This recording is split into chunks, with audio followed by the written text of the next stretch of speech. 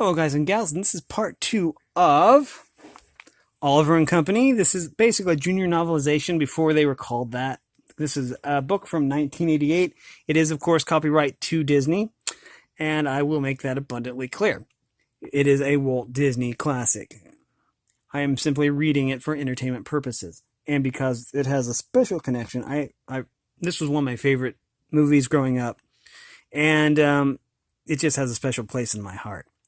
Anyways, in the last episode, we found out about Oliver, how Dodger tried to scam him, but Oliver followed him to the barge where they were living, and if you really want to read about that, then see part one. This is going to be part two. Now, I think that we are going to risk it and look at these pictures that came with it. There's 8 pages of pictures here. Looks like we have a picture of Oliver, the cute little ginger-colored kitten, and Dodger scheming with Oliver to steal the sausages, apparently. Okay, and then there's Dodger stealing the sausages while Oliver distracted the sausage guy. I believe this is actually a scene from the song "Why Should I Worry," where Dodger was telling Oliver about I think he's also flirting with some female dogs there or something. Anyway, there's Fagin with Oliver. Probably Fagin meeting Oliver, actually. And then there's a picture of Rita. Believe Einstein is the Great Dane. Right there. That's Francis, the bulldog. And Tito, the Chihuahua. Who was voiced, I believe, by Cheech Marin, I think. Or was it Chong? And then there's DeSoto. You can tell because he's got scratches across his nose. There's Jenny and Oliver. And then there's Georgette. And this is the entire crew. Now we are going to pick up where we left off. We are on page 30. Winston headed up the long flight of stairs. Which led to the second floor of the house. He opened one of the bedroom doors. He turned on the lights. "Rise and shine, Georgette," he said. "The world anxiously awaits your arrival." Winston was talking to a fluffy lavender poodle who still lay lazily in bed. The poodle stretched. She yawned. She stumbled out of bed and sat down at her dressing table. "Oh," she said as she looked at herself in the mirror. "We've got some work to do." Georgette pulled the curlers from her hair and powdered her face. She sprayed perfume behind her ears. She was indeed a fancy-looking dog. Her room was filled with ribbons and trophies she had won at dog shows. "Oh, look at me," Georgette smiled, very pleased with her work. "I'm one pretty pup." All the neighborhood male dogs thought so too. Georgette threw open the curtains and stepped out on her terrace. In the yard below, male dogs came running from every direction. Georgette tossed them a smile and then whirled back inside. She was ready to start her day. Downstairs in the kitchen, Jenny was bustling around getting breakfast for her kitten. She cooked up some eggs. She mixed in some cereal and spooned a big dollop of sour cream on top. "I bet you're starved, huh?" she asked the cat. "Wait till you taste this. It's a secret recipe I just invented." The kitten cowered between the legs of a kitchen stool. "Don't be scared, silly," said Jenny. "This is your home now." Jenny poured the breakfast mixture into a pink china bowl. The bowl was labeled Georgette. Winston walked in the kitchen and halted as he saw the big mess. "My goodness, Jenny," he said. "Don't you think a tin of kitty chow would have sufficed?" "Nonsense," said Jenny. "He'll love this." Then she looked thoughtfully. "I think I'll call him Oliver." Winston was about to lecture when the phone rang. He bustled out of the hall to answer it.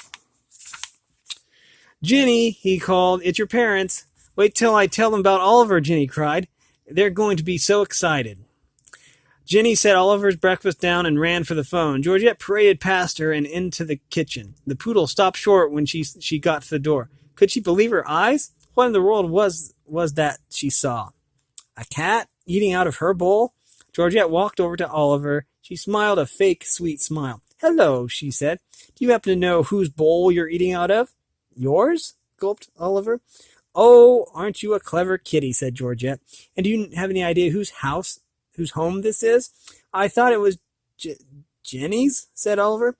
It may be Jenny's home, said Georgette, but everything from the doorknobs down is mine. Georgette moved towards Oliver and opened her mouth wide. She was just about to bite into the little kitten when Jenny walked back in the kitchen. Oh, Georgette, said Jenny, I see you've met Oliver. Isn't he cute? I've got great news. Mom and Dad just said I could keep him. Jenny patted Georgette on the head. I'm sure you two are going to be the best of friends. Georgette broke into a sick, leering smile. Georgette wanted Oliver out, and Georgette always gets what she wants. Oh, she always gets her way, rather. At first, Oliver was a little shy in his new home, but he soon warmed up. From the start, Jenny cared for him so much. She made him feel welcome. She made him feel loved. That morning after breakfast, Jenny sat down to practice her piano. I've got to practice now, Kitty, she said. As Jenny started her scales, Oliver hopped onto the keyboard and walked across it. Jenny laughed. She stroked Oliver's fur. As she played, she made up a special song about how much she loved her new little kitten. After she finished practicing, Jenny took Oliver all around New York. They went rowing in Central Park. They ate ice cream and took a carriage ride. Then Jenny took Oliver to a fancy jewelry store. She bought him his very own collar with a gold pendant dangling from it. The pendant was engraved. It read, Oliver, 1125 Fifth Avenue. Oliver was really Jenny's pet now. He loved Jenny, and he loved his new home. That night, Oliver slept next to Jenny, cuddled on her bed. Good night, Oliver, Jenny whispered in his ear. Winston peeked in on the two sleeping friends. He tucked the blankets around them and turned out the light. The next morning was a school day. Jenny grabbed her books and ran out to the school bus.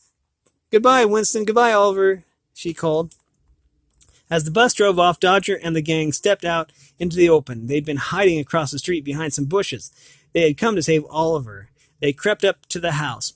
This was a rescue mission, and each dog in the gang knew exactly what to do. Einstein, the tallest, reached up and rang the front bell with his nose. Francis planted himself on the sidewalk. He lay down and writhed in fake pain. You, cried Winston when he opened the door. I'll show you, you. Winston grabbed a broom and chased after Francis. Once Winston was out the door, the rest of the gang slipped in and slammed the door behind them. Even Francis skittered through. Winston was left outside, still looking for Francis. The gang had gotten into the house.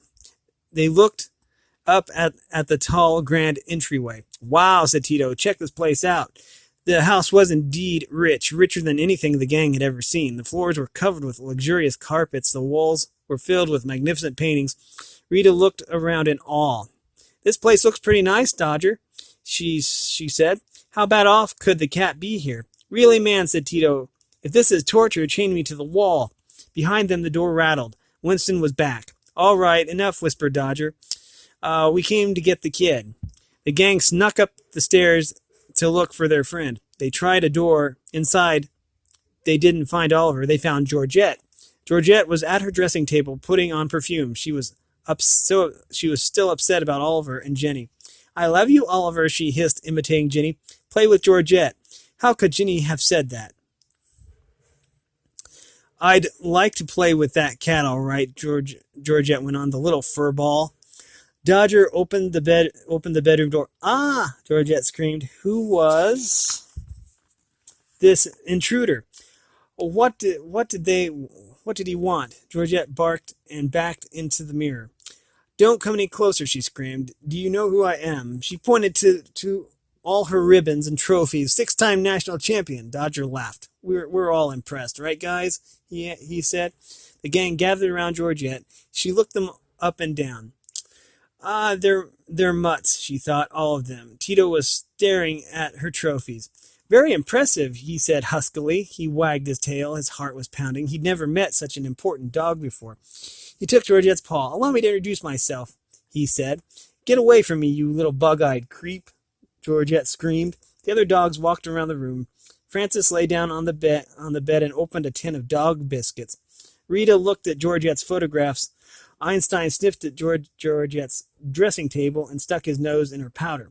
Ah, choo, he sneezed. Downstairs, Winston heard the noise. All right, that does it, said Georgette. You yo-yos clear out, and I mean now. Relax, champ, said Dodger. We'll leave as soon as we get our cat. Cat? Did you say cat? This was Georgette's big chance, her chance to get rid of Oliver. Your cat, Georgette smiled. How stupid of me. You must be the friends he keeps talking about. Winston was coming up the stairs. Georgette had to act fast. She hustled the gang into Jenny's bedroom. Oliver was asleep in the middle of Jenny's pillow. On his face was a sweet smile. He certainly looked comfortable. He certainly looked at home. Oh, Dodger, said Rita, look at him. Maybe we'd better forget the whole thing. Georgette picked Oliver up by the collar and threw him into a pillowcase. Here, now get going, she said. Hurry, use the fire escape. The gang slipped out the window. Tito stayed behind. No time for long goodbyes, baby, he said to Georgette. But here's something to remember me by. Tito leaned forward to kiss Georgette on the lips. Slap! Georgette knocked him out the window, and Tito fell down the fire escape. His friends ran to him, but Tito wasn't hurt. He was even grinning. I think she likes me, man, he said. When they got back to the barge, Einstein shook Oliver out of the bag. What's going on? Oliver blinked. Just the rescue of the Century Man, said Tito. Rescue, said Oliver, but you should have seen Tito handle Miss six-time national champion, Dodger laughed. Rita looked at Oliver. She was still worried. You okay, kid? She asked. I'm fine, said Oliver, but I was happy there. Why did you guys take me back? Why did you guys take me? The gang members looked at him confused. We rescued you, Kitty, said Einstein. We brought you home. But I have another home now, said Oliver, and someone who loves me. What do you mean, kid, said Dodger. You're in the gang. Dodger's feelings were hurt. Oliver was his friend, part of his family. I'm sorry, said Oliver, but all I ever wanted was... Dodger cut him off. What, this place isn't good enough for you anymore? Don't want to mix with the riffraff? No, I like you, said Oliver. I like every one of you, but there was a little girl. I just want to go back. Rita shook her head. We never should have took him, Dodge. She said, we were wrong. Dodger thought, the cat has a new home now. He doesn't even care about the gang. You want to leave, Dodger, said Oliver. Fine, there's the door. Oliver hung his head. He didn't mean to hurt his friends, but he did want to go back to his real home. Go on, said Dodger. No one is stopping you. Oliver walked sadly out the door. He started up the stairs. As he was going up, Fagin was coming down. Fagin was worried about Sykes. He scooped Oliver in his arms. I've got 2 hours, Fagin murmured. How can I ever pay off Sykes? Fagin carried Oliver over to his chair and slumped down. Fagin was whimpering. He stroked Oliver's head. His hand ran over Oliver's new gold collar. Hey, what's this? Said Fagin. He read the printed tag, Oliver, 1125 Fifth Avenue. So that's where you've been, Fagin chuckled. Your owner probably spends more on catnip than we do on food in a month. He's probably worried only his money to comfort him, only his millions and millions, Fagin brightened. That gives me an idea, a big idea. He started giggling. He started laughing. He couldn't stop. The gang stared at him. They'd never seen their master quite like this. Fagin grabbed a piece of paper. He grabbed a crayon and he started to write a ransom note. He had decided to ransom Oliver for money. Dear Mr. Rich, he wrote, Mr. Very Rich. After he sent the ransom note, Fagin stuck Oliver in his pocket and went to talk to Sykes. Sykes's office was in an old warehouse. The warehouse yard was cluttered and dark. It was filled with rusty girders and broken down cranes. It was not very inviting. Fagin stood outside the door, practicing what he would say to Sykes. He brought Dodger with him, too. Dodger listened and nodded his head. It's an airtight plan, Sykes, said Fagin. Simple and sweet. I ransom the kitty, and you get paid in full tomorrow. It's my final offer. Take it or leave it. It sounds good. It sounded good to Dodger. Fagin took a deep breath and pressed the buzzer at the door. Yeah, who is it? Sykes' voice boomed over the speaker. Suddenly Fagin was so frightened he couldn't even get his own name. He couldn't get out his own name. Sykes buzzed them in. Inside the office, Sykes sat at his big desk. Roscoe and DeSoto were there too. They bared their teeth. Sykes was on the phone. Right, he said. He gave instructions to someone on the other end. You know what happens to clients who don't pay their debts on time. Start with the knuckles, then the cement shoes. No, don't kill him yet. Sykes hung up the phone. So, Fagin, he smiled, did you bring me something green and wrinkly to make me happy? Sykes, said Fagin, his voice was small. I have an airtight kitty, plan. Well, about the money, Fagin? Sykes' smile hardened into a dark scowl.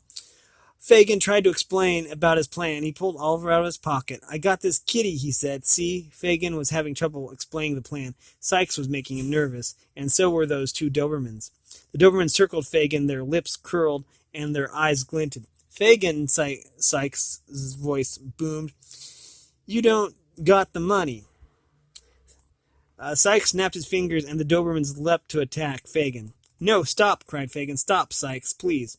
Dodger leaped at the Dobermans and fought them back. The two vicious dogs knocked him down and bit at him, and they tumbled across the floor. Please, Sykes, Fagin cried. I'm getting your money. It's coming tonight. It's from a rich family. Fagin rushed over to Sykes and thrust little Oliver at him. They're coming tonight, he cried, with the money I owe you, to get the cat back. Sykes took a look at the little kitten. He snapped his fingers a second time. The Dobermans backed off. Dodger felt wounded to the floor. Sykes fingered Oliver's collar and rubbed the gold tag between his fingers. Fifth Avenue, he said. I'm proud of you, Fagin. You're starting to think big. Fagin lifted Dodger into his arms. Oliver jumped quickly to join them. The three trudged back to the door into the dark night. You've got 12 hours, Sykes called after them. And Fagin, this is your last chance. When Jenny received the ransom note, she knew she had to rescue her kitten, so she set out that night, accompanied by Georgette. Jenny led Georgette through the dirty, dimly lit streets. It seemed as if they'd been walking forever and getting nowhere. Jenny stopped and unfolded Fagin's letter. She studied the map he had drawn. Oh, Georgette, she said, I can't read this. Jenny's eyes filled with tears. She looked to the left, then to the right. Neither way looked right. How could she ever find Oliver? Oh, Georgette, she cried, we're lost. Fagin stood outside the barge, pacing back and forth. Where was Oliver's rich owner? He should be here by now. Fagin was worried. It was getting late. Where is he already? Said Fagin. What if he doesn't come? But wait, what if he does come and he's bigger than me? And what if he's got a gun? The gang hid on the pier behind some crates. Jenny came around the corner, pulling Georgette. Somewhere there had to be someone who could help her. Jenny spied Fagin. Maybe he could help. Excuse me, sir, she said. Fagin jumped in fright. Oh, he cried. Please don't arrest me. Please, Then Fagin saw it was only a little girl. She looked tired. She looked afraid. Listen, little girl, he said. You scared me half to death. You shouldn't be down here.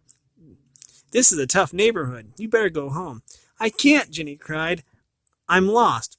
What are you doing down here anyways? Fagin asked her.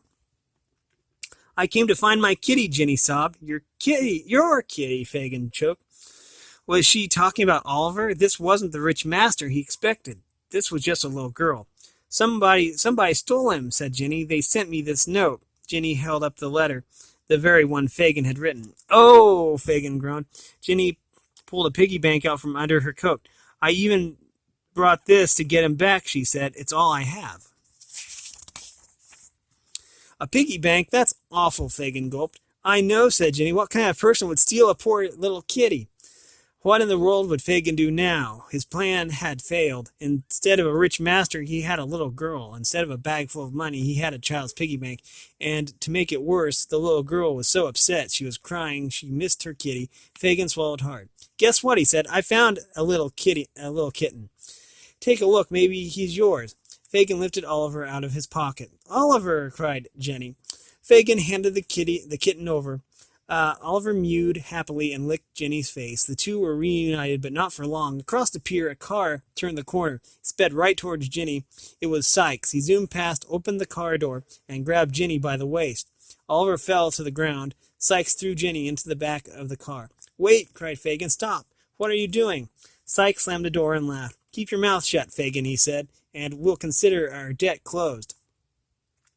Sykes revved the engine and sped off as fast as he had come. The gang stood frozen on the pier. What happened? Cried Oliver. Jenny. They took Jenny. Don't worry, said Dodger. We'll get her back. You will? Said Oliver hopefully. Dodger winked at him. Absolutely, positively. Yeah, come on, man, said Tito. What are we waiting for? Georgette and the gang were off and running, chasing after Sykes. Fagin hopped onto his trike. Wait, he cried. Wait for me. When the gang got to Sykes's warehouse, they crouched outside his door. Inside the warehouse, Sykes and Jenny had Jenny tied to a chair. Don't cry, little girl, he scowled. This is just a business arrangement between your folks and me. The gang pushed against the door. The place was locked up tight. Oh, man, said Tito. It don't look good. Dodger looked around. There must be some way. He spotted something in the pile of garbage. It gave him an idea. Francis, he said, remember the old circus stunt you used to do? Dodger set a plank on top of a barrel. He tucked Oliver onto an old football helmet and placed him down at one end of the board. Francis, he asked, you're all set. You all set? Francis nodded. The big heavy dog jumped down into the other end of the plank, and the helmet went flying. It crashed through the window and bounced down inside. Oliver was in the warehouse. Quickly, he scurried to the window on the first floor, unlatched it, and let the dogs in. Carefully, quietly, they crept through the dark halls. The Dobermans had heard them. They didn't have much time. Deep in the warehouse, Sykes was at his desk. He checked the monitors behind him. The warehouse looked secure. He picked up the phone and called someone who owed him a favor. Give me the number for 1125 Fifth Avenue. Sykes was going to ransom Jenny, not Oliver. At that moment, if Sykes had turned to check the monitors, he would have seen the gang creeping down the hall. The cameras were on them. They were being watched. Freeze, said Dodger. He had spotted the camera. It was at the end of the hall. Yo, Tito, he whispered. If anyone could unhook the cameras, Tito could. Right, Tito whispered back. I'll check it out. He climbed up to the camera and began to chew the wires one by one. Sykes' monitors went black. The rest of the gang crept ahead. They piled up outside of Sykes' office and knocked on the door. Sykes threw a quick look at Jenny. Keep your trap shut, he said. Don't make a sound. Then he opened the door. There was no one there. He walked out into the hall to investigate. The gang slipped into his office and locked the door behind them. Rita and Dodger ran right to Jenny and gnawed off the ropes that bound her hands. Oliver leapt up into Jenny's lap. Oh, Oliver, Jenny cried. Jenny held the soft kitten up to her cheek. The gang had found her. Was she saved? Okay, let's see.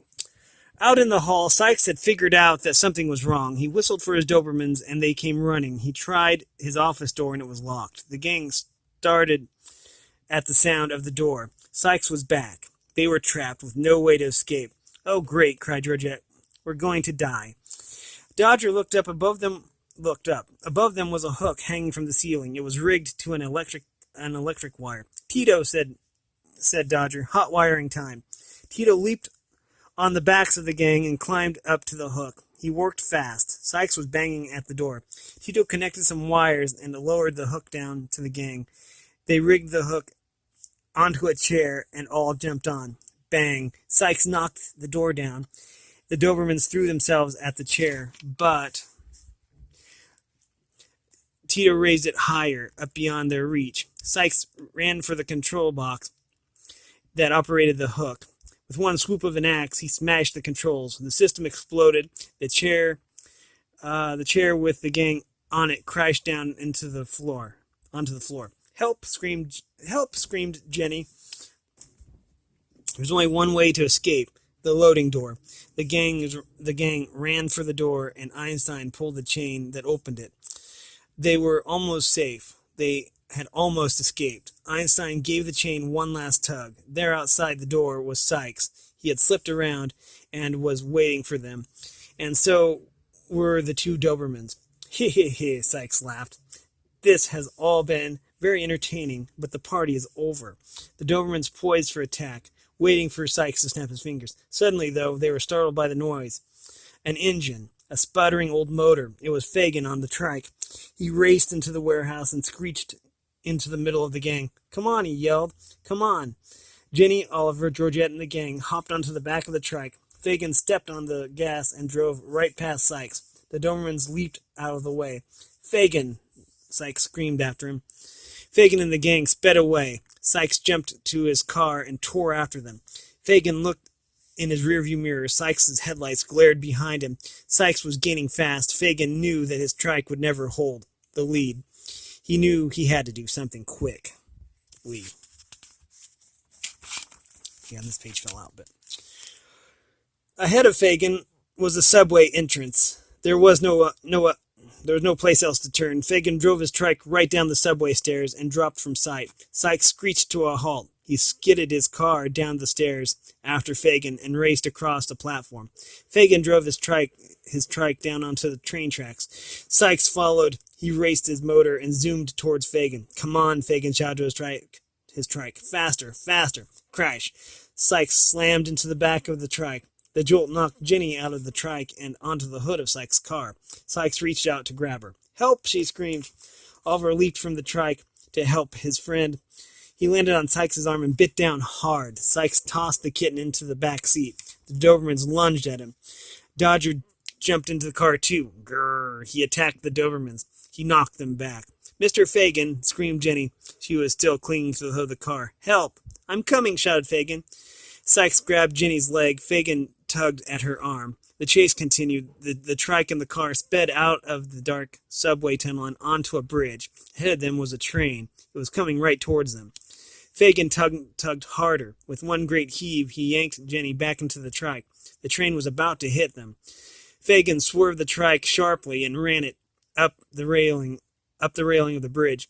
The train barreled on. It crashed right into Sykes' car. The car exploded and plunged into the river below. The gang gasped. Dodger was in the car, and so was Oliver.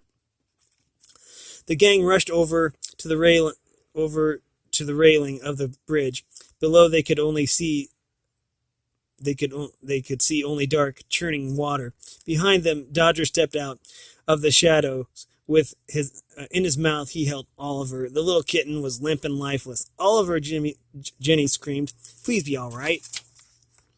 Oliver opened his eyes. He moved his mouth weakly. "Mew," he said. Jenny reached out and pulled her kitten to her. He was alive. "Oh, Oliver," Jenny cried. Oliver went back to live with Jenny, and the gang returned with Fagin to their barge. They all remained great friends, though they'd been through a lot together.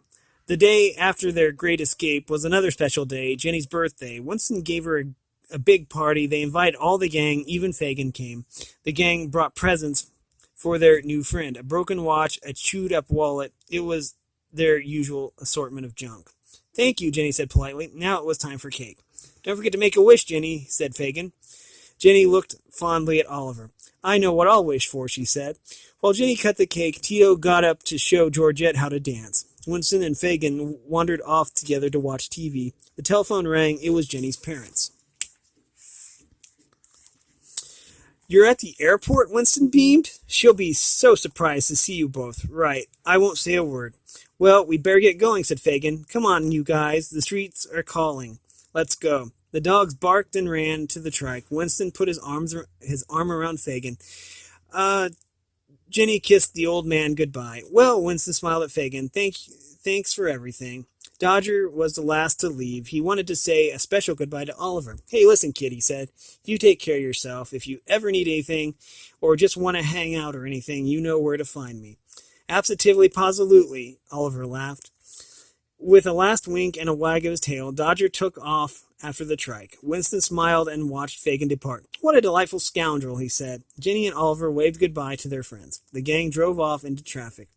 They were headed home through the crazy, crowded streets of busy, bustling New York.